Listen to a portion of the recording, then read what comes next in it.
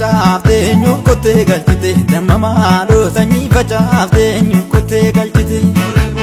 maaliif tafuu fi lakkuu kennite damma maaloo maaliif tafuu fi lakkuu kennite laalcha bileetoo sibiila nyaachiisanii damma maaloo laalaa raddaa tooriirima nyaachiisanii daftee dhuftuu kophaatti na doorsiisanii damma maaloo nan akka qabdu kophaatti